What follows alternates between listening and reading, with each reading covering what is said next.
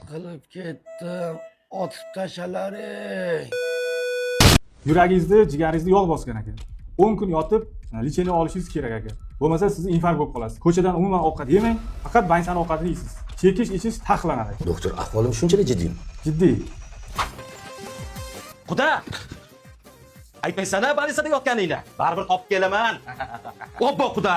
Shovqin qiling menga mumkin emas, xudo. Osh yeb oling. Yo'q, doktor aytdi menga faqat balisa ovqatni yeyishim kerak. Doktorlar aytaveradi, bu sizga quvvat bo'ladi, qo'yog'iga qilingan. Qani? Doktor infarkt bo'lasan deyapti-ku. Infarkt bo'lmaysiz. Qani? Mana.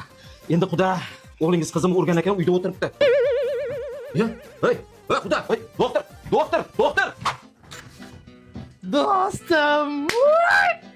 Do'stim, seni sog'lig'ing uchun yuz ko'tar. Shuni ko'tarsam jigarim erib ketyapti ekan. Doktor aytdi mumkin emas ekan menga. Doktor aytaveradi, yashasa qilmaydi. Yuz qonni suyultiradi, asablaring joyiga keladi, yuz yashasa qilmaydi. Ol. Zo'r bo'ldi. Endi do'stim aytsam, aytmasam dilim deydi-ku, moling harom bo'lib qoldi. Sherzod, do'stim, doktor! Hatto topolmaydi deb o'yladingizmi? Xudoy. Tog'o, siz uchun issiqqina shashlik olib keldim, tog'o. Menga qaradaga bansiga yotsa odamlar hammasi ovqat olib kelaveradi. Ko'ngil so'rab ketishi ham mumkin-u. Ovqatlar achib qolyapti, uvori ham bor-ku. Men shashlik yemayman, doktor menga mumkin emas dedi. Jigarimni yuragim moy bosyapti ekan, jon ukam. Jon berma. Tog'o, doktorlar aytaveradi, issiqqina shashlik siz uchun olib keldim. Bu quvvat bo'ladi, tog'o. Qani oling. Yo'q, tog'o, o'zimni tog'o. Xullas, tog'o.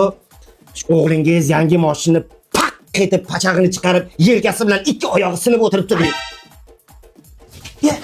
Tog'o, doktor, tog'o. Apo, tog'om tuzalib ketadimi? Bemorimiz chuqur komada. Umri bo'lsa yashaydi. O'rtog'im tuzalib ketsa, bitta jas 12 ta shashlik menda quvvat bo'ladi-da. Siqilib ketdim.